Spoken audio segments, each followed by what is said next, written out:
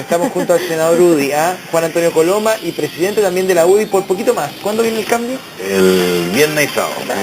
Le queda todavía una semana. Están en los descuentos, senador, ya. Y están ya los descuentos. Lo que ha sido todo un movimiento, o va a ser un movimiento al menos a partir de abril, cuando el gobierno lo presente finalmente, es el proyecto de reforma tributaria. Leía con mucho gusto hace algunos días atrás que tuvimos un índice récord de recaudación fiscal en el país y aparecieron parlamentarios de su sector, entre ellos Gustavo Abun, Ernesto Silva, señalando que en Chile hay mucha plata. Y con esa plata se pueden hacer muchas cosas, pegándole un palito a la reforma tributaria, ¿sí o no?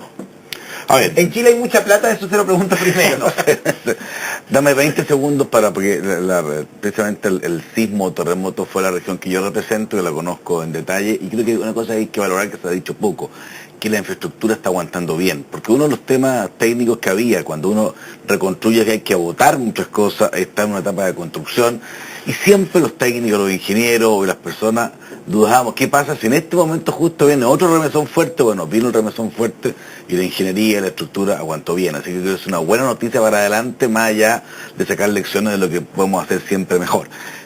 Lo quería decir simplemente... Pero una pregunta respecto al tema, ya que entró en ese punto. Es bien, lo destacó también el presidente desde Asia, que la infraestructura tanto pública como privada sostuvo súper bien y estamos preparados a ese nivel.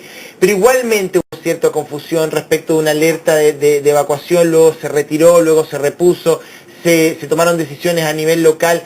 Aún falta, aún estamos ciertamente algo confundidos respecto a este tipo de eventos, ¿sí o no? Siempre tiene que hacer la cosa mejor, pero yo creo que ayer se hizo muy bien. De verdad, hubo una velocidad muy importante respecto a los anuncios, hubo información eficiente que se dio a las personas y creo que eso evitó conflictos mayores. Que haya habido, y voy a explicar, que haya habido una alerta que después se deja sin efecto y vuelve, es por una razón que es bueno que la gente sepa, que fueron básicamente los carabineros de Iloca, que fueron claves hace 2 años atrás, yo los conozco, además la tenencia está casi en el mar, en un lugar bien especial.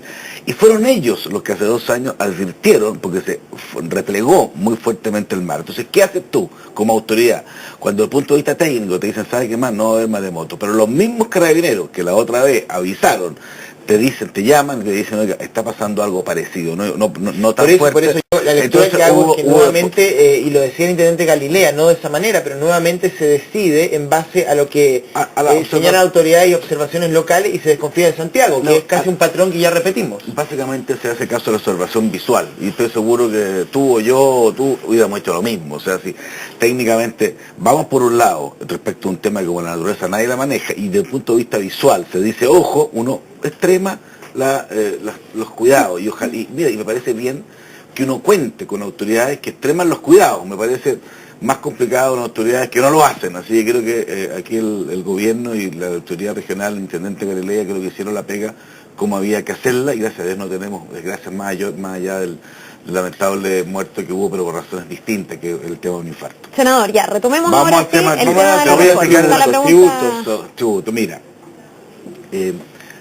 yo creo que una de las cosas más importantes para nuestro país, mirando para adelante, es básicamente que la estructura económica del país ha sido eficiente para crear crecimiento y empleo. Somos el país en Latinoamérica que lejos está creando más crecimiento y más empleo. Esto tiene que ver con una estructura tributaria, que habla más bien de incentivo a los emprendedores, por eso los impuestos no son altos, sino que son más bajos y parejos. Eso es lo que permite que hoy día, en los últimos 2 años, se hayan creado 660.000 empleos, mientras otras economías bajan. Eso es lo que permite que la inversión haya crecido muy violentamente. Producido eso, vamos a la línea correcta, el presidente nos dice, o el país nos dice, mira, tenemos que hacer un esfuerzo adicional en educación, porque en educación estamos atrasados muy duramente. Entonces, la duda es qué hacer, cómo financiar esa nueva inversión educacional. Manteniendo la tasa de crecimiento, que te permiten contar con 2.000, 3.000 millones de dólares más, o hacer un esfuerzo más que lo normal para poder generar más recursos para la educación. Y lo que está en duda es si ese aumento de impuestos de 17 a 20, más alguna rebaja en impuestos a las personas, al crédito, y desde mi perspectiva, un alivio a los usuarios de combustible, que yo creo que es el impuesto específico más complejo que hoy día está instalado porque afecta a la vena de personas que necesitan los combustibles como modo de vida, van a dar un cuadro suficiente para que se cumpla el objetivo de más plata para la educación, pero que no desincentive el empleo. Pero ¿y dónde está la duda, senador, cuando sí se ha crecido y sí ha habido una alta inversión con un 20% de los impuestos de manera transitoria? Porque aquí lo que se está diciendo es dejar lo que ha habido en los últimos años. Porque todos los economistas dicen que estos temas tienen efecto acumulativo. Nunca va a ocurrir en materia económica, si tú, te lo voy a exagerar, si tú subes a 30% los impuestos mañana. Claro, tú me decís, probablemente el próximo año no se va a notar un cambio tan importante, porque es un tren que va enrilado, va caminando, pero lo que tú hagas para invertir a 2 o 3 años más, ahí se va a notar.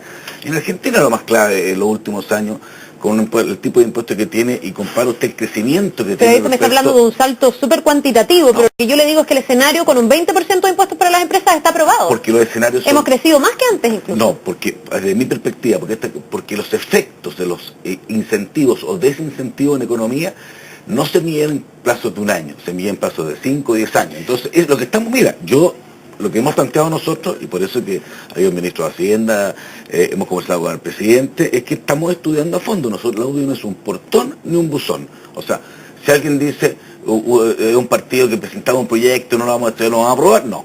Tampoco un portón de decir no lo vamos a estudiar, y por eso tenemos posiciones distintas y al final esperamos llegar a una. Lo importante es precisar si es posible modificar la estructura tributaria sin afectar la inversión, el crecimiento y empleo que viene para adelante, o no con este impuesto a los 20%. Yo creo que se puede hacer un esfuerzo en la medida que se baje. Discúlpeme, pero lo que se ve en la antesala es algo de desorden, porque el senador Noboa dice que no, el diputado Afún dice que hay que condicionar los votos, a que se incluya el tema de los combustibles. Entonces uno se pregunta qué es lo que van a hacer. Mira, a mí me encontraría tan raro que no haya debate en estos temas, o sea, lo encontraría inaceptable. Si tú crees... Yo dirigir un partido, a mí me gusta dirigir un partido de personas que piensan, que reflexionan, que estudian, que pueden discutir. Tiene claro que al final vamos a resolver, cuando se resuelva, vamos a actuar de la misma forma. Pero me parece, o sea, no va a haber libertad de acción en esta materia, van a tener una posición. La UDI siempre ha tenido libertad de acción. O sea, nosotros nunca hemos obligado a nadie a votar de una forma, primero porque pensamos en las personas. Sin perjuicio de eso, somos el partido que vota más igual, porque nos convencemos. Porque ya el presidente inició ciertas gestiones con el senador Frey por el lado, para poder paliar los efectos de la UDI en términos de votación en la reforma tributaria. No fue para Han obligado... Eso constaba al menos en la descripción que hacían los diarios el fin de semana, que efectivamente había habido acercamientos entre el presidente y el senador Frey para poder generar ciertos figuras claves que destraben la discusión tributaria. Porque nosotros no tenemos mayoría como coalición, así que igual se requieren votos de la concentración si queremos que esto resulte, pero a mí me parece que esto es un debate sano, no es traumático, es interesante. La misma pregunta que ustedes dos me hacen, digamos, es ver, ¿influye o no influye un alza de impuestos en el crecimiento y en el empleo? Bueno, hay que tener cuidado, si es mucho, va a influir mucho. Si está temperado con baja de impuestos a las personas o al crédito, tú sabes que cada vez que pides un crédito, no sé, ustedes dos piden crédito, yo pido crédito por lo menos, cada vez que tú pides te sacan un 0,6% hasta el día de hoy al Estado. O sea, aparte de las lucas, entonces tú decís, eso ayuda a emprender, eso ayuda, yo creo que hay impuestos que tienen que ir terminando. Senador, queremos aprovechar esta reforma tributaria. Si se va a hacer para terminar con impuestos o bajar impuestos que son muy altos. Dentro de esos impuestos que la UDI dice que tienen que revisarse, ¿es clave el tema de los combustibles? ¿Un gesto por parte del gobierno podría hacer que la UDI efectivamente apruebe la reforma, o en el caso contrario, un no gesto por parte del gobierno podría trabar un acuerdo con la UDI? No lo hagamos en tema coyuntural. Yo no conozco ningún senador, ministro, diputado que no haya planteado la necesidad de modificar el criterio o la focalización respecto al impuesto a los combustibles. El impuesto a los combustibles se estableció cuando el barril de petróleo valía $20. Como era barato internacionalmente, se dijo, ¿por qué no hacemos un impuesto, hace muchos años atrás, específico para hacer un poco más cara la benzina, para desincentivar su uso y descontaminar? Eso pudo haber sido razonable a perspectiva de política pública. Eso que valía 20, hoy día vale 120. O sea, hoy día multiplicado por 6 el precio internacional. Entonces, este impuesto adicional, que era muy chiquitito, porque era así, en función de eso, generaba así. Ahora, con el precio internacional así, el precio era así. El precio ya estamos hablando más de 800 pesos. Desde nuestra perspectiva, hay sectores, claro, que usan el combustible no por un tema de lujo para desplazamiento, sino que como parte de su vida. Los taxistas, con los colectiveros, las liebres amarillas, por hacerlo lo más gráfico.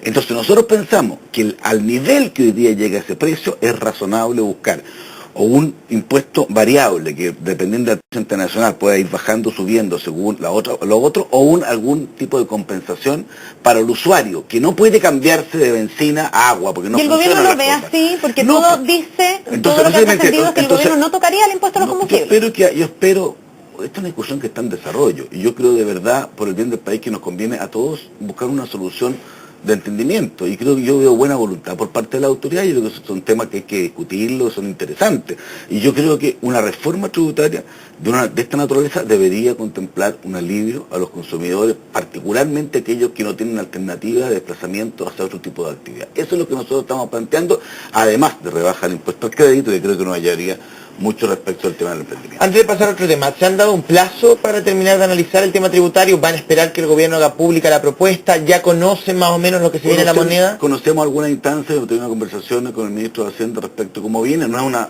¿Qué le dijo? reforma. ¿Qué le dijo? Porque nosotros no sabemos. Me dijo que no le dijera a usted. Eso fue lo primero que me dijo. Y no, hay una estructura, pero mire, yo encuentro que hay buena voluntad. ¿Sí? Como todas estas cosas, el país tampoco hay que dramatizar. Cualquiera, esto pareciera que el mundo se acaba. No, a mí me gusta un país que más que reflexione, piense, vea alternativas, vea cómo nos desarrollamos mejor. ¿Qué queremos al final en Chile? Un país que le dé más emparejar la cancha, que le dé más oportunidad a las personas, que tenga más opción de crecimiento, bueno, más empleo. ¿Sí?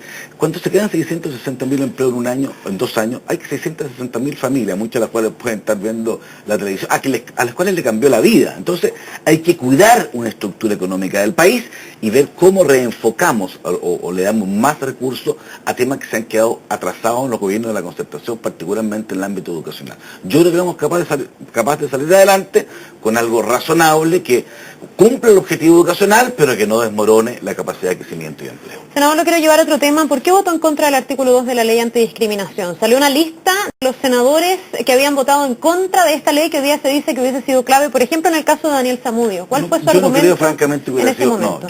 yo primero, no hubiera sido clave en el caso lamentable de Daniel Zamudio. Eso es un acto, digamos, que haya ley de discriminación, no haya ley de discriminación, es inaceptable. O sea, eso no tiene que ver con que existe una norma. Eso tiene que ver con que hay conducta en el país que hay que combatirlas con o sin ley, porque eso es un abuso, eso es un... ¿Usted dice que la ley no aportaría en un caso como este? No generaría, no habría habido un antes y un después respecto del caso particular, porque mire, lamentablemente, existen o no leyes, hay conducta de personas, digamos, que son completamente contrarios al derecho, al respeto a la vida, porque es lo que estamos hablando del respeto a la vida de una persona. Entonces no es que se la haya agredido o no la haya agredido, si hubiera habido ley o no hubiera ley. No hay ni una ley, la ley actual no facilita una agresión, o sea, eso no tiene nada que ver. Y básicamente la cantidad de problemas que genera en el ámbito religioso, no más que en el religioso, en el ámbito de relaciones de vida normal, la naturaleza del matrimonio, por ejemplo, que es muy importante definirles. Al final uno no va a haber discriminación, va a poder casarse un hombre con un hombre. Eso es lo que pensamos respecto a las instituciones que van a... O sea, ¿usted cree que ese artículo habría la oportunidad para...? Un porcentaje muy importante de personas... Porque de la lista publicada por el Mostrador había muchos parlamentarios de su sector, por eso Casi le pregunto. todos los que publicó el Mostrador, hermano. La pregunta es, ¿usted cree que la ley de antidiscriminación podría abrir la posibilidad de comenzar a discutir o abrirse a posibilidades de matrimonio homosexual? Yo soy completamente partidario que hay una ley de antidiscriminación, pero no que esa ley de discriminación, en virtud de esa ley de discriminación, pueda cambiar la naturaleza de instituciones. Y esa fue la famosa discusión que se dio en el Parlamento transversalmente. Así que y yo creo que es una discusión que está en desarrollo. Y yo lo desconozco, le pregunto, ¿por qué usted cree que podría cambiar la naturaleza? Porque desconozco el artículo. Porque la naturaleza de la institución, al no poder distinguir entre en algún caso determinado, entre un hombre y una mujer respecto de determinadas instituciones, tú puedes cambiar la naturaleza de las instituciones. Ahora, pero yo entendía... Pero es súper importante un detalle, porque aquí creo que hay un límite en la argumentación que se puede hacer, porque no es que lo hayan hecho ustedes, lo han hecho.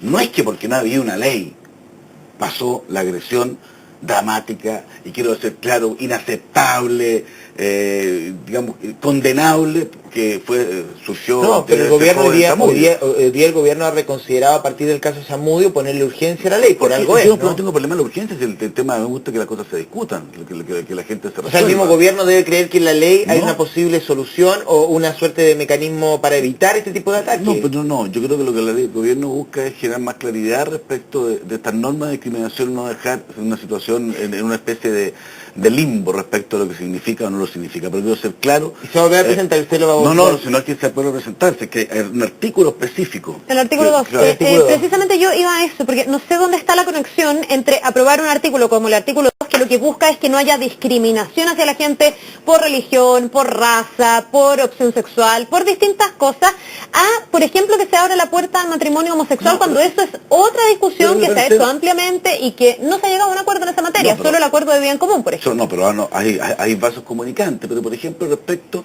de lo que plantea, no lo voy a decir en boca mía, lo que fue plantear el grupo de pastores evangélicos, voy a decirlo bien franco, que él decía, o sea, yo, si tengo un profesor que, digamos, yo no tengo, que es homosexual y que enseña planteamientos vinculados a su visión de la sociedad, yo puedo decirle que no quiero ese tipo de enseñanza a los niños de que son enseñados bajo mi colegio. Ese me acuerdo que cuando fueron los pastores evangélicos precisamente a plantear eso. Bueno, ese es el tipo de cosas. ¿Y no podría no gustarme la visión que tiene un heterosexual respecto de la vida y el mundo de la sociedad? Lo que decían los pastores evangélicos, diciendo que ellos preferían la capacidad de tener una visión. Pero ¿y en su opinión usted está de acuerdo con eso? Porque ahí hay claramente una alusión a la condición sexual de una persona, porque todos tenemos visiones distintas de la sociedad, más allá de si somos homosexuales. Pero no puede tratar de buscar elegir la suya o no, respecto a las personas que forman, respecto a sus hijos. Eso es lo que está abierto. Mire, aquí tampoco ha sido un ánimo, yo no he visto un ánimo en la discusión de descalificación de un grupo para otro. Yo creo que de verdad lo que se está tratando de plantear es una forma de enfrentar como sociedad consensos mínimos, y eso es lo que nos han dado hasta ahora, pero en todo caso es un tema pendiente. Entiendo que esto en el mes de abril se le va a dar la urgencia necesaria para poder resolverlo. Y en ese marco, ¿cómo se va a decidir? Depende, si tú, mire, depende cómo se plantea la frase, cómo se plantea el tipo de opciones que una persona puede asumir frente a un evento de esta naturaleza. Usted dice que hay que reformular ese artículo, entonces. Está mal planteado. Yo creo que está mal planteado ese artículo, sí. Bien, lo quiero llevar a otro tema, senador. Hemos visto el conflicto de Aysén se extendió durante largos días, había una serie de peticiones por parte del movimiento que al final parecieran ser respondidas casi en su totalidad, casi a cabalidad, como se pidió desde el día 1. ¿Por qué el gobierno se da esta vuelta gigantesca, con los costos de imagen que puede tener para el mismo gobierno, por el tema de la represión policial que fue tan cuestionada, etcétera, etcétera? ¿Por qué tan larga esta vuelta? A ver, partamos diciendo las cosas por su nombre. Yo creo que Aysén, ustedes lo conocen, me ha tocado muchas veces ir, la UDI es el partido que tiene más, digamos, más fuerza en Aysén de un punto de vista electoral, y por eso digo muchas veces. ¿Y eso puede explicar también el triunfo que tuvo el gobierno ahí? Porque Sebastián Piñera ganó con un alto porcentaje en Aysén. Sí, probablemente. Es una región extraordinariamente abandonada durante los últimos años. Yo creo que hay muchas de las demandas que ellos plantean, básicamente respecto a conectividad, muy relevante, muy importante. Yo creo que este es un gobierno que ha hecho mucho más que los gobiernos anteriores precisamente por resolver este tema. Se produjo un escenario en el cual la gente con buenas razones reclamó por algo que se atrasaba hace muchos años. Creo que no se hizo de la mejor forma, porque yo nunca creí en la lógica de la barricada, creí más en la lógica del entendimiento que el enfrentamiento, para ser bien práctico. Y yo creo que todos estos procesos de políticas públicas nuevas requieren reflexiones que no se realizan de un día para otro. Yo lo que me alegro es que finalmente se haya llegado a un acuerdo. Es cierto que muchos de los planteamientos de los que plantean Aysén son justos y fueron asumidos, otros no, porque claramente generan efecto en el resto de las regiones que pueden ser replicables y pueden no ser justos respecto de un tema nacional. Pero al final a mí me hubiera encantado que hubiera sido más rápido. Pero estos movimientos tienen en el tiempo una naturaleza, una dificultad de negociación que lo hacen difícil. ¿No hubo mal manejo, intransigencia por parte del gobierno? Mira, no es fácil cuando uno está a más de 1.500 kilómetros saber si uno tiene grados mayores o menores de intransigencia. Yo creo que el gobierno hizo una buena pega y al final, mira, las cosas se definen por los resultados. Y yo creo que al final, si somos capaces de que Aysén, mirándolo aquí para el futuro, sea una región que tenga la conectividad que requiere, los incentivos que requiere. La vida diseñada es muy dura por naturaleza. Yo creo que esta va a ser la solución de los problemas. Mira, yo creo en un gobierno que no mira en el corto plazo. Si alguien cree que gobernar es mirar los problemas y tratar de buscar la solución inmediata para que no tengan efecto público, puede ser muy bueno desde un punto de vista coyuntural, pero eso no genera soluciones de largo plazo. ¿Y usted asume que esto puede haber tenido un impacto en la imagen del gobierno? Yo creo que sí, siempre tienen impacto este tipo de cosas, pero también la capacidad de resolver el conflicto tiene una imagen positiva. Yo no digo además, creo que lo peor que pueden hacer los gobiernos vivir obsesionados y creo que esas son tentaciones que le pasan a todos los gobiernos. Aquí lo importante es tú cómo le cambias la vida a la gente. Muchas cosas son discutidas. Y en la perspectiva histórica, en la perspectiva del tiempo, creo que uno puede demostrar los buenos resultados, que son las cosas que a mí me importan. O sea, ¿cuántas cosas se han discutido respecto al manejo económico, respecto a popularidad de este gobierno? Pero ¿qué gobierno puede crear 660.000 empleos, puede cambiar la vida a las mujeres con el postnatal, puede haber bajado el 7% a los jubilados después de tanto tiempo, puede generar un término de las listas de espera? Uno hace una evaluación general y al menos uno percibe que hay un patrón de manejo de conflicto que se repitió luego de los estudiantes, en el sentido de dar señales que confunden a la opinión pública. O sea, se envían varios ministros de Estado, se envía a los subsecretarios, se empodera al intendente, luego se le quita el poder al intendente, se envían fuerzas especiales. ¿Qué cara es la que nos da el gobierno? ¿La cara de negociación o la cara del manejo del orden público, donde se pone el acento? Y en ese sentido se genera una suerte como de limbo que se extiende por más de un mes. Pero tiene ese mismo diagnóstico. No tengo ese mismo diagnóstico, creo que estos son fenómenos nuevos en el país que tienen una característica distinta. Hoy tenemos una ciudadanía mucho más informada, mucho más empoderada, y hoy día es clave. El problema del país no es el acceso a determinadas cosas, es la calidad a determinadas cosas. Y eso es un cambio muy brusco respecto de lo que hoy día es considerado las demandas sociales. El mundo ha evolucionado mucho en 20 años y son nuevas formas de actuar en la vida pública. Eso es importante desde mi perspectiva, un gobierno que logre mezclar, primero, presencia de las máximas autoridades inmediatamente donde haya un conflicto. Tal como ayer, yo me sentí muy contento que estaban todos los ministros en la ONEMI porque nadie sabía lo que podía ocurrir. También me parece bien que haya una capacidad de movilizar y priorizar los problemas sociales, en este caso Aysén, con la velocidad que se hizo. Que me hubiera gustado si hubiera demorado menos en resolverlo, me hubiera gustado que a veces algunas soluciones que pudieran haber sido previstas se hubieran ingresado más anticipadamente, obvio. Pero al final aquí tenemos un gobierno que sabe escuchar, que sabe resolver.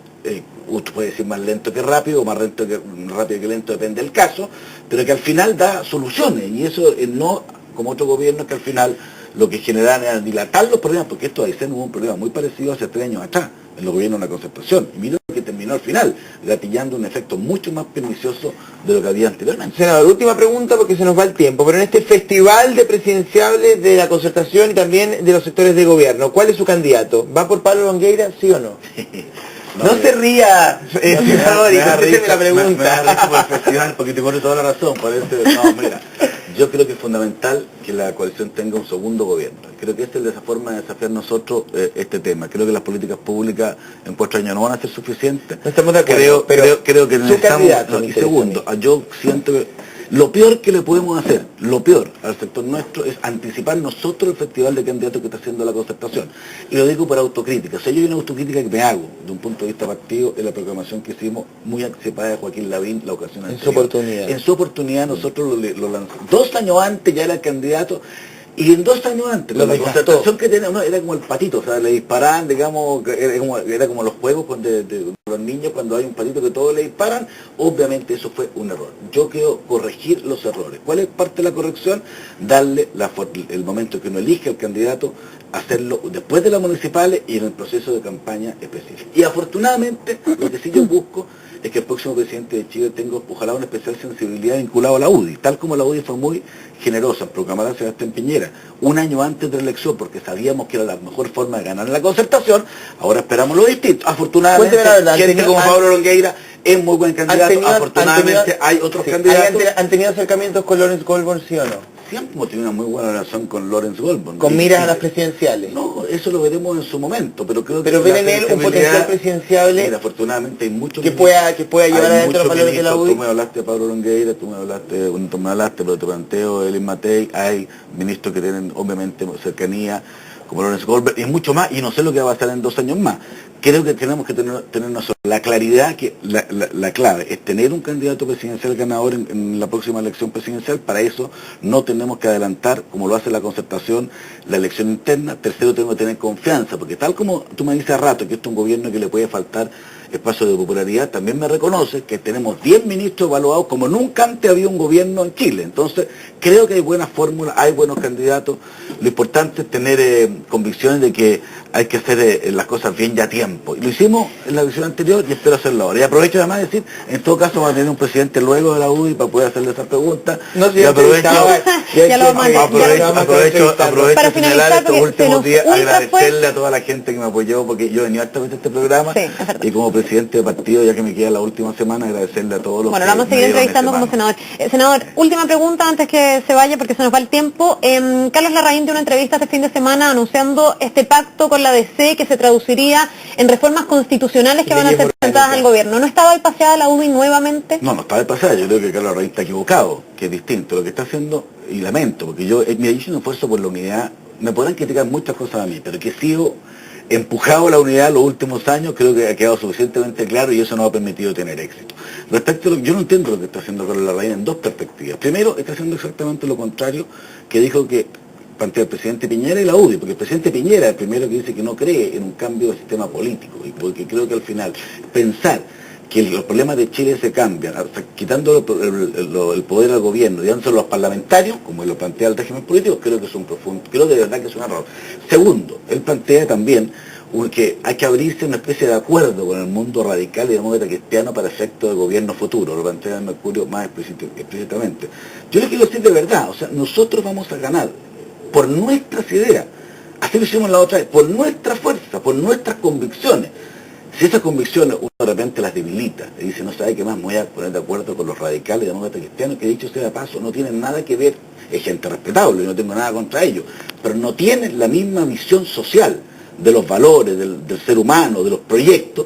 Yo creo que confundo, porque dice, bueno, voy a ganar por mi idea, las voy a proyectar, o la clave va a ser llegar a un acuerdo de largo plazo de gobernabilidad con ¿Y sectores eso no complica la relación radicales. entre la UDI y RN? Yo creo que no ayuda. Ahora, pero mira, hemos tenido 4 años de súper entendimiento, hemos sido capaces de crear cosas increíbles. Por eso estas declaraciones, que para ser franco, las hizo desde el extranjero, así que yo no podía hablar con él, no ayuda. Pero yo creo que la inmensa mayoría de Renovación Nacional lo que queremos es tener confianza en nuestras ideas y ser capaces de ganar proyectando nuestras ideas.